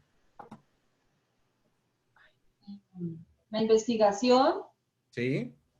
La sentencia. Sí. Y la ejecución de la sentencia. Exacto. Y la ejecución de la sentencia. Un sinónimo para ese último. Mire. La investigación tenemos la sentencia y puede ser el último la recompensa. ¿Sí? Que es lo mismo que la ejecución de la sentencia. ¿Sí? Versículo 10 de Apocalipsis 22. Y me dijo, sí, no selles las palabras de la profecía de este libro, porque el tiempo está cerca. ¿Sigo? Hasta ahí. Me dijo, no selles las palabras de la profecía de este libro. ¿Se acuerdan del librito? Ajá. Sí. ¿Se acuerdan la relación entre Daniel y Apocalipsis? Claro, hay una relación. Ya está diciendo, ahora este librito. La predicación del mensaje del librito ahí representa a Daniel y Apocalipsis, porque ya es un libro abierto. ¿Y dónde se abre el libro? En Apocalipsis. En Apocalipsis. O sea que está diciendo y me dijo, no selles las palabras de esta profecía, de este libro, ¿cierto? O sea, todavía hay tiempo para predicar de Daniel y Apocalipsis y el librito, porque el tiempo ¿qué? Está cerca. ¿Cuál tiempo está cerca? El del fin. ¿Qué tiempo? El cierre de la gracia. El cierre de la gracia. Exacto, el tiempo del fin de la gracia. El tiempo de gracia todavía en ese momento está abierto porque dice todavía, háblese o no selle las palabras de esta profecía, ¿sí? Pero dice, el tiempo está cerca de cuando los casos se van a decidir. Versículo 11. El que es injusto, sea injusto. El que es inmundo, sea inmundo todavía. Y el que es justo, practique la justicia todavía. Y el que es santo, santifíquese todavía. Ahora termina entonces el misterio de Dios. O sea, se cierra la gracia. Concluyó la predicación del librito. Dense cuenta que siempre está hablando del librito. Aquí sigue hablando del libro, pero ahora ya es el libro completo. Daniel y Apocalipsis. Ahora entendemos por qué Elena de White cita en varios de sus libros, dice que estudiemos Daniel y Apocalipsis. ¿Por qué? Pues porque aquí lo está diciendo. Dice, no selles las palabras de esta profecía de este libro, porque el tiempo está cerca. El tiempo de que se acabe la gracia y se termine el misterio de Dios. Y dice el versículo siguiente, ¿sí? Digamos, yo creía, o me habían dicho tal vez, y por eso lo creía, que para los que tuvieron el conocimiento, se acababa el tiempo de gracia y que después había como otro tiempo extendido de gracia para los que no conocían la verdad. pero según esto, para todas las personas en general se acaba el tiempo de gracia ahí. Se acaba el tiempo. Eso es un punto importante. Normalmente, ¿a quiénes se le acaba primero la gracia? A los muertos. Conocedores. Bueno, a los muertos está bien, a los conocedores, por el otro lado está bien. Dice Pedro, es tiempo de que el juicio comience por la casa de Dios. ¿Sí? O sea, la gracia es un proceso, ¿sí? También es un proceso. Entonces, se acaba primero para los que conocieron. Esos que conocieron, ¿se acuerdan? Van siendo sellados y el sellado va predicando, ¿sí? Cuando yo soy sellado y predico, otros se convierten. Pero hay un momento en el que definitivamente se cierra la gracia para todos, ¿sí? Pero es un proceso. ¿Quiénes son los primeros? Pues los que van estando listos se van sellando. ¿Hasta qué? Hasta que el evangelio sea proclamado. ¿De qué manera se va a ser proclamado? Lo hemos dicho. Hasta que se consume el misterio. ¿Cómo se consume el misterio? Gracias a esas personas que son selladas y que mueren, ¿cierto? Por el evangelio, predicando eso, así como Pablo, gracias a eso es que otros se convierten. Entonces, se va acabando la gracia paulatinamente. Pero, Camilo, es que lo que dice Diego, yo también lo había escuchado, y mi pregunta, pues la hago desde otro punto de vista, es, ¿el tiempo de gracia se acaba igual para todos, independientemente del que se muere, ¿no? Porque cuando uno se muere, pues se le acabó la gracia. Pero los que están vivos para el fin del tiempo, ya el fin, ¿ese tiempo de gracia se acaba para todos o sí hay un espacio de gracia para aquellos que están apenas recibiendo el evangelio? A ver, yo la hago desde otro punto de vista también. Hágalo. Siempre hemos hablado, o siempre yo he escuchado en la iglesia adventista del séptimo día, de que el tiempo de gracia se acaba con la ley dominical. ¿Sí? Para los que conocemos, ¿cierto? Que se acaba la ley, llega la ley dominical y se acaba el tiempo de gracia. No. Entonces, dicen, después de ese acontecimiento, ¿sí? Va a haber otro tiempo para la gente que no conoce, que va a haber como un tiempo de gracia para ellos. Es lo que yo he escuchado, ¿sí? Pero vuelvo y te digo, según lo que he leído, la gracia, en el momento que suceda, se acaba para todos. El tiempo de gracia, primero una cosa, ¿no? Digamos que hay varias fases de la ley, ¿no? Eso lo vimos en Daniel 11 cuando estuvimos estudiando. Hay varias fases de la ley, ¿sí? Una ley inicial que sirve para que nosotros nos vayamos hacia el campo, ¿recuerdan? Si se da una ley para que nos vayamos al campo, ¿ahí ya se acabó la gracia? No. Entonces, hay una ley inicial que es un decreto inicial, ¿cierto? Ese decreto inicial, después puede pasar un poquito de tiempo y se acaba la gracia. ¿Cuándo nos damos cuenta que se acaba la gracia? ¿Cómo darnos cuenta que se acaba la gracia realmente? Yo digo que cuando se decrete pena de muerte para los que no. No. Empieza el tiempo de angustia. Exacto. Lo que yo he entendido es que, o sea, en el tiempo de angustia ahí se cierra para todo el mundo. Pero el tiempo de gracia, acá uno o sea, diariamente se acaba. Por ejemplo, si yo me muero hoy, pues a mí se me acabó el tiempo de gracia hoy. Y bueno, eso digamos que empezó con los muertos, ¿no? Pero pues en algún momento pasó ya a los vivos y ahí se va acabando el tiempo de gracia para cada uno. Entonces empieza el tiempo de angustia. El tiempo de angustia comienza cuando caigan las plagas. Cuando comienza a cumplirse lo de las últimas profecías, ¿no? Sí. Ahora, si usted me quiere preguntar a mí por una fecha exacta, no la tengo. ¿Sí? No. Pero ya no hay. No hay una, básicamente? ¿Qué saben? No hay una fecha exacta, pero sí hay como un entre evento y evento. Es que usted lo ha dicho, pero en este momento a mí se me ha olvidado, realmente. Pero sí hay un momento en que, o sea, antes de entre las plagas, y hay algo ahí, no sé, es que Camilo, creo que usted lo ha dicho. Entre la ley dominical y las plagas, ese es el momento en el que se acaba la gracia. ¿Sí? Pero no sabemos en qué momento específico. Sí sabemos que caen las plagas y se acabó la gracia. Eso es lo que sabemos. ¿Sí? Caen las plagas, se acabó la gracia. El decreto de muerte se da mucho después. Lo estudiamos en el 11. Si ustedes, es repetir otra vez la clase, el estudio de Daniel 11, cuando hablamos de Daniel 11 y 12, que se da un decreto, pero en ese decreto ya se ha acabado la gracia. Y como se ha acabado la gracia, ya no hay muertes. Hay persecución, pero no hay muertes de los justos. ¿Sí? Entonces, la gracia se acaba en el momento en que comiencen a caer las plagas. ¿Sí? En ese momento se acaba la gracia. ¿Sí? Sí. Listo. Entonces, básicamente lo que queríamos decir en esta noche era cada uno de los pasos, el misterio de Dios. Entonces, ¿queda claro para nosotros qué es el misterio de Dios? Sí. El fin de la predicación del evangelio. ¿Sí? ¿Y por qué entonces el texto en algunas Biblias está errado? Porque no es la traducción correcta. No es en la séptima trompeta, sino cuando esté a punto de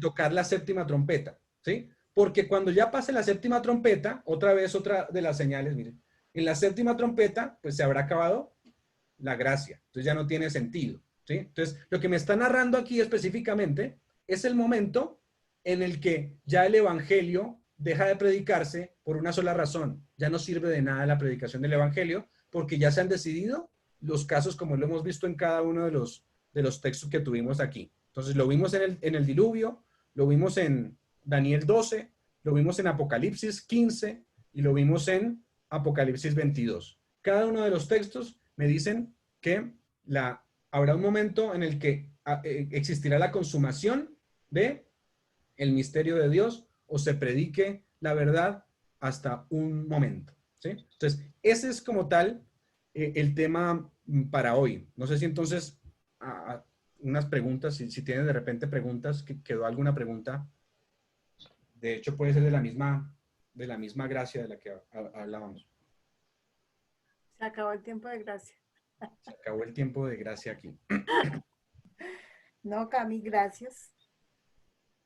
Pero sí quedó, digamos que el tema de hoy lo profundizamos más, pero hay una sola cosa, el misterio de Dios, ¿no? Que tiene que ver con lo que ya hemos estudiado desde Daniel. Pero la verdad, yo hasta hoy entendí como lo del misterio de Dios. Para mí, hoy eso fue como el centro del aprendizaje mío personal. Eso quiere decir que hasta el momento miren lo que llevamos, ¿cierto? Llevamos Apocalipsis 10, Ajá. que es básicamente el mensaje del librito ahora abierto. ¿De cuál librito? Daniel 8. Daniel 8 al 12. Ese librito se abrió. ¿Con la predicación de quién? De los mileritas. ¿Desde cuándo a cuándo se comenzó a predicar? 1798 a 1844, los mileritas estuvieron predicando.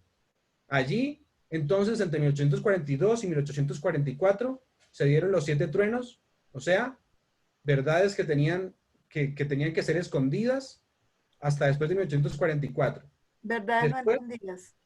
Después lo que hablamos hoy fue la consumación del misterio de Dios, es decir, un tiempo entre 1844 y antes de que venga Jesús, tiene que existir la consumación de Dios para que haya un cierre de la gracia. ¿Sí? Hay un cierre de la gracia en ese intermedio. El cierre de la gracia se da ¿en qué momento? Léanse otra vez Después de la ley dominical y de la llegada de las 7 plagas. Exacto. Léanse, por ejemplo, ahí ustedes pueden leer Apocalipsis, nuevamente Daniel 11, del 40 al 45, comparado con Daniel 12, 1, 2 y 3, que lo repasamos aquí. Por lo menos tuvimos unas 4 sesiones hablando solamente de Daniel 11 y Daniel 12. Yo creo que hasta me quedo corto diciendo que fueron 4, fueron como 5 sesiones, ¿sí? Donde hablamos de los pasos específicos del tiempo del fin, ¿sí? Que había un fuerte pregón, ¿se acuerdan? Este fuerte pregón es la consumación, tiene que consumarse, tiene que haber una predicación abierta, pero después de la predicación viene el fin de la gracia. Después del fuerte clamor, pues viene el fin de la puerta de la gracia, que es cuando Miguel se cambia sus vestiduras. ¿En qué momento se da? Cuando comiencen las plagas. Es lo que más podemos decir. Cuando comiencen las plagas, en ese momento se habrá acabado la gracia. Pero desde antes allí, pues está pasando en el pueblo de Dios un sellamiento. ¿Se acuerdan que también lo vimos? ¿Se acuerdan? Noticias del oriente y del norte harán que el rey del norte se asuste. ¿Se acuerdan? Esas noticias son la venida del Señor. El sellamiento. Y salir de Babilonia. Entonces tiene que haber un pueblo que predique, que esté sellado, si se dan cuenta, ya está sellado y ahora está predicando para que otros más sean sellados. Entonces es un proceso que va hasta que se finalice la gracia. ¿Sí? ¿Y ese sellamiento exactamente es el sábado mismo?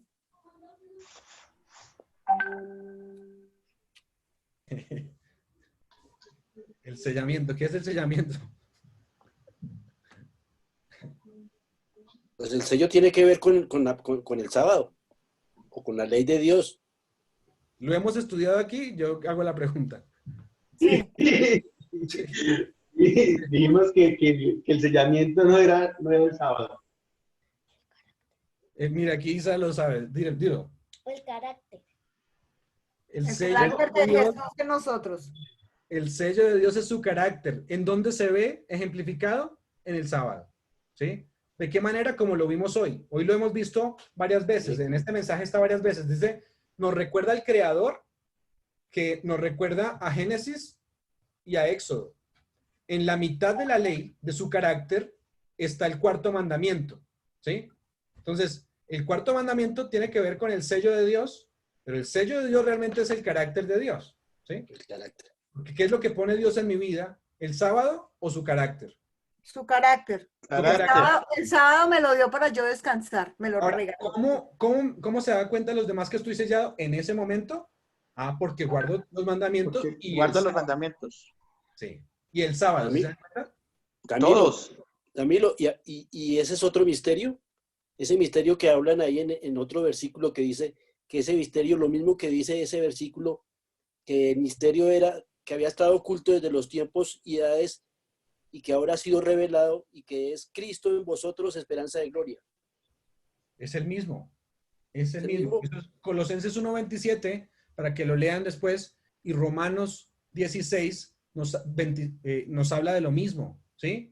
El misterio que estaba oculto desde las edades, Cristo en nosotros, la esperanza de gloria. O sea, las buenas nuevas que nosotros tenemos es que Cristo nos salvó. Esas son las buenas nuevas del Evangelio. Cristo nos salva. Y la consumación de este misterio, ¿cuál es? Que Cristo nos salva. ¿Sí? Que ya se Por eso, pero esa esperanza de gloria quiere decir que Él coloca nuestro carácter en nuestro corazón, esperanza de gloria. O sea, Cristo en nosotros y nos da a conocer el carácter, o nos da el carácter a nosotros en nuestras vidas. Ese es el sellamiento. A través de Cristo en nuestra vida es que nosotros podemos revelar el carácter de Cristo, de Dios. Sí, sí, está bien, claro. Es que eso es lo que busca el Evangelio. El Evangelio busca transformar nuestro carácter. Jesús transformando nuestro carácter para que seamos salvos. Entonces, esa predicación de es la consumación de la predicación del Evangelio. Pero es importante que nos quede claro que el carácter de Dios no lo implanta el Señor como por obra y gracia. Es el proceso que cada uno tenemos de transformación y que nosotros lo permitimos. ¿Cómo lo permitimos? Cuando nosotros nos acercamos realmente a Él, cuando nosotros estamos en una comunión personal con Él, es que permitimos que el Señor vaya implantando ese carácter y que nosotros vayamos siendo transformados. Pero eso no es como por obra y gracia de Dios, no, nosotros también tenemos un trabajo para hacer día a día para que ese carácter sea implantado en nosotros. Es como la santificación diaria, pero nos damos cuenta también que en el mensaje de los tres ángeles, en el primer mensaje dice, temed a Dios y dale gloria. ¿Y esa gloria qué es? Es mostrar a Cristo en nuestras vidas. Y debemos decirle a otras personas lo mismo, ¿no? Darle a conocer a Jesús para que ellos también muestren a Jesús en sus vidas. Y te habla que, incluso se habla que al final del tiempo, posiblemente ni lo tenemos que hablar, porque ya no nos ven a nosotros, sino que ven a Cristo a través de nosotros. Entonces, por testimonio es que vamos a predicar, Hay mucha, o sea, en lo que hemos leído y hemos estudiado, al final del tiempo el testimonio va a ser básico, porque muchos estamos predicando, pero nuestro testimonio realmente deja mucho que desear. Así es. Entonces, esa relación personal es la que de verdad hace la transformación en mí cuando yo lo permito a través de mi búsqueda y mi relación con él. Ahora, por estos días en tiempos de coronavirus, he escuchado, vuelve a tomar auge una teoría que les invito lo hablábamos con Gloria, ¿no? A dejar de pensar en esas teorías que ahora de conspiración que tenemos, ¿no? Y es, ahora está cogiendo otra vez auge la teoría del chip, ¿no? Que la vacuna, todo esto que están haciendo es para ponernos un chip y que el chip, quién sabe si volverán a decir que es la marca de la bestia. Decían hace un tiempo que el chip era la marca de la bestia y entonces ahora toma más relevancia, ¿no? Pero dense cuenta, nosotros tenemos un mensaje claro. El mensaje tiene que ver con predicar a Jesús, no con teorías de conspiración, ¿sí? Nadie va a saber si este virus fue que lo crearon o no lo crearon y que si eso tiene que ver con el chip o no, nadie lo va a saber. Realmente, si es una teoría de conspiración, pues solo lo sabe el que realmente si lo hicieron o no, ¿sí? Pero entonces en nosotros no está el pensar si es que el chip es la marca de la bestia. En nosotros está en proclamar estos mensajes que son ciertos, lo que es cierto, lo que es el evangelio, lo que tiene que ver con la verdad, ¿sí? Reconozco hoy a muchos, realmente sí me han llegado varias preguntas en donde dicen, bueno, y entonces ahora ese es el chip, esto era conspiración. En un tiempo también hubo en el que uno se sienta y dice, es que los jesuitas están en la iglesia, entonces tal pastor es jesuita. Entonces uno se centra ya el mensaje en si los jesuitas o si el chip, ¿sí? Pero se aleja entonces de la verdad. Es importante. Entonces, yo digo que, digamos, esas cosas pueden suceder, ¿sí? Pueden suceder de que haya un chip, de que haya una tarjeta, de que haya todo lo que la gente ha hecho rumores para que las personas que de pronto tienen medio conocimiento tambaleen y digan, ah, no, sí, era eso, y no vean el trasfondo de lo que es verdaderamente la marca de la bestia y el sello de Dios, ¿sí? Entonces, puede que se dejen hasta lavar el cerebro de que era eso lo que se venía diciendo hace muchísimos años y digan, sí, verdaderamente la marca de la bestia era un chip, o era una tarjeta, o era que nos iban a registrar a todos, porque yo me imagino, y todos lo sabemos, que Satanás trata de engañar la humanidad y trata de engañar a la gente como sea, como sea. Entonces él utiliza tal vez hasta los mismos dirigentes para que la gente se confunda y crea que eso es así. Será un distractor más. Exacto. Ahora, lo que decía doña Gloria ahorita, de que el sábado se nos dio para descansar, yo sí quiero pues también como hacer un paréntesis ahí y decir, el sábado no se nos dio para descansar, el sábado es para Dios, ¿sí? El sábado es de adoración a Dios, no se nos dio a nosotros para que descansemos. Y volviendo al tema de la gracia, quiero leer este pedacito, Cami, donde dice, no les he comentado que tengo nueva Biblia, entonces quiero compartir un pedazo con ustedes, nueva Biblia. Quiero estrenarla. Sí. Está engomado. Eso. El tiempo de gracia terminará cuando menos se espere. El fin del mundo, el fin del tiempo de gracia vendrá repentina e inesperadamente cuando menos se le espere. Pero podemos hoy tener un registro limpio en el cielo y saber que Dios nos acepta, y si somos fieles, finalmente seremos reunidos en el reino de los cielos. Y dice, no hay un segundo tiempo de gracia. No hay un segundo tiempo de gracia para nadie. Ahora es el tiempo de gracia, antes de que el ángel de misericordia, pliegue sus alas de oro y descienda del trono, y la misericordia desaparezca para siempre. Diego, cuando yo digo que descanso, no estoy hablando del descanso físico mío. Estoy hablando del descanso de las labores que yo hago 6 días a la semana. Entonces el sábado, el descanso es que yo estoy en total comunión con Él. Se me olvida el trabajo, se me olvidan los hijos, se me olvida el esposo, se me olvida la cocina, se me olvida todo. A ese descanso me refiero, espiritual. No necesita defenderse, tranquilo. Tranquilo, que nosotros, yo lo entiendo, fresco.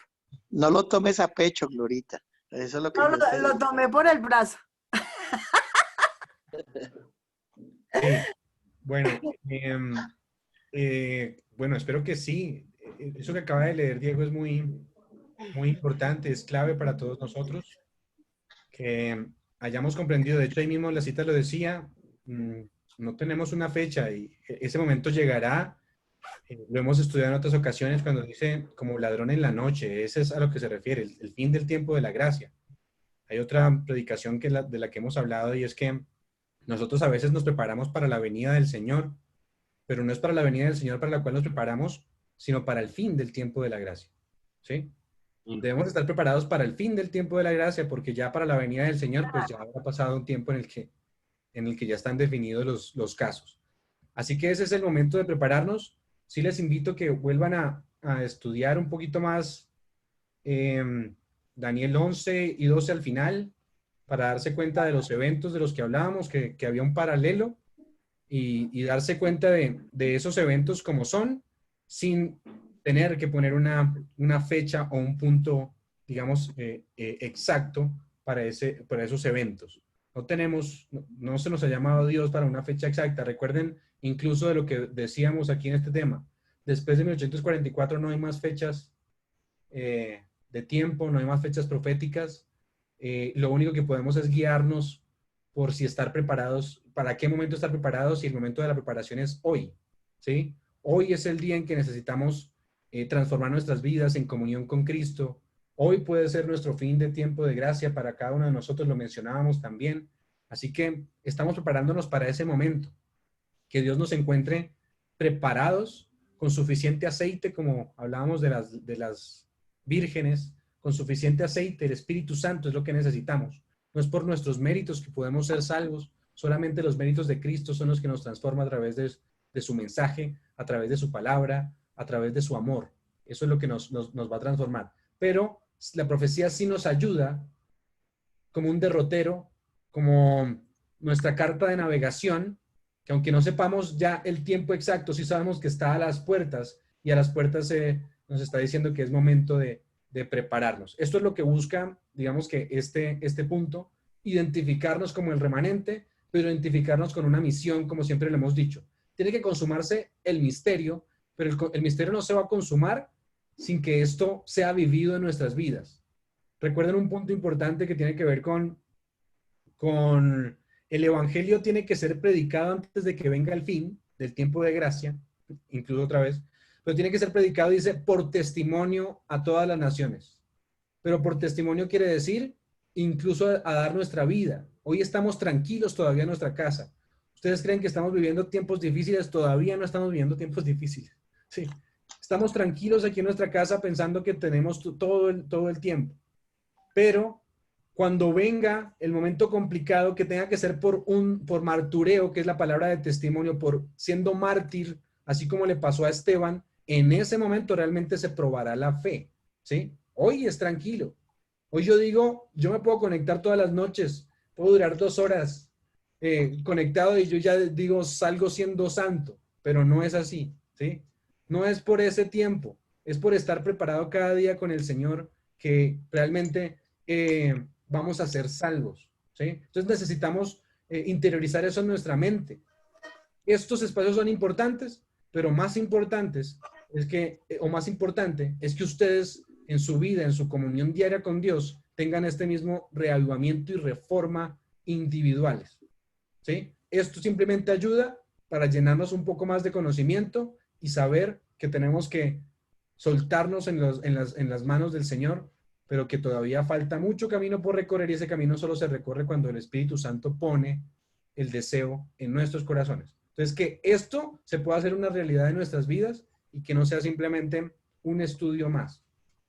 Gracias a todos por participar, por siempre, pues digamos que estar en estas reuniones. De verdad que es importante para mí, pero sé que para cada uno de ustedes también, porque es un espacio donde estudiamos, pero compartimos entre todos.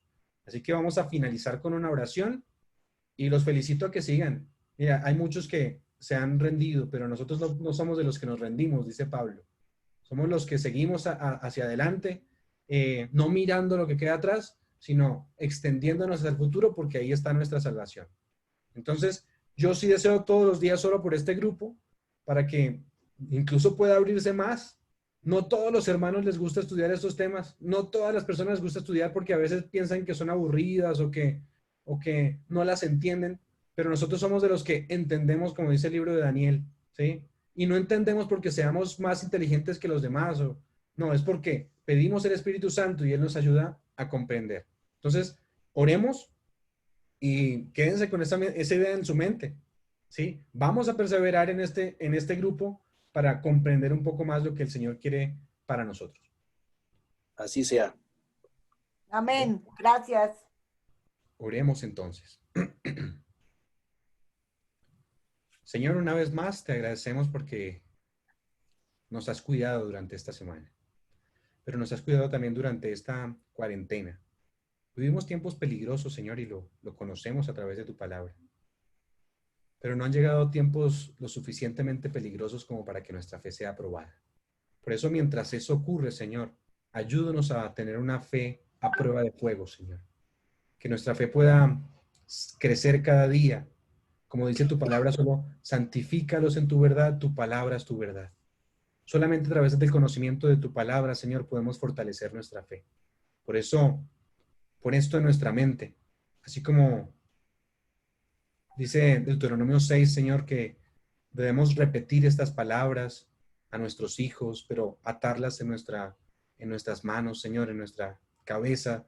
Permite que estas palabras puedan ser recordadas, que podamos experimentar un cambio real contigo. Te pido por cada una de las personas que en esta noche se han conectado. Tú sabes que cada uno tiene el deseo de amarte, de seguirte, de comprender, Señor. Permite que nunca sea yo el que esté delante de cada tema, Señor, sino que cada uno de los que están aquí te vean a ti, Señor. Que puedan cada una de las personas también experimentar una transformación en sus vidas. Que ese carácter que has prometido darnos, Señor, sea puesto en nuestros corazones y entonces así podamos obedecerte y amarte cada día más. Si hemos llegado esta noche con tristezas, con dolores, con problemas, Señor, con problemas de salud, tú sabes, Señor, cada uno de los problemas que tenemos. Si hemos llegado así, te pedimos que tú seas, a través de tu Santo Espíritu, que nos calme nuestra ansiedad. Tu palabra dice, echad toda vuestra ansiedad en ti, Señor, y entonces tú tendrás cuidado de nosotros. Ten cuidado de nosotros, Señor. Dejamos nuestras vidas en tus manos y queremos decirte que no nos lleves si tú no vas de nuestra mano. Gracias, Señor, por todo lo que nos das. Te agradecemos por un año más de vida de Diego, que está cumpliendo años hoy. Esa familia, Señor, Diego y su familia, ha encontrado la salvación en su casa, Señor. Amén. Que ellos puedan tomarte como lo primero, Señor. Que puedan tomar decisiones, que tú entres en sus vidas y que comiences a corregir cada cosa para que también se encuentren pronto en la patria celestial.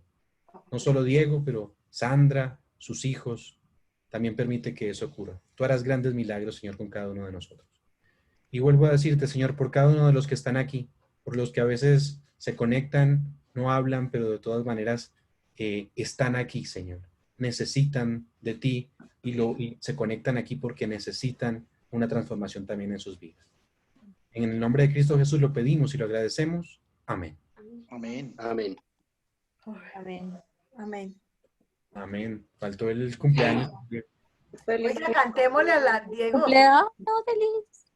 Sí. Cumpleaños, ahí está Cata que canta bonito. En Tony. Cata no está, se fue. Creo que se fue. Que se fue.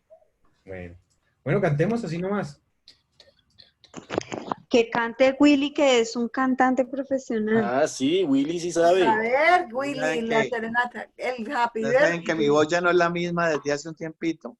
No importa, pero No importa, pero tiene la... Se le perdonan los años, Willy, tranquilo.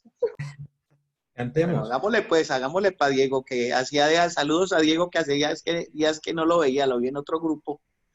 Pero feliz cumpleaños. Gracias. Dios lo gracias, Luis. siga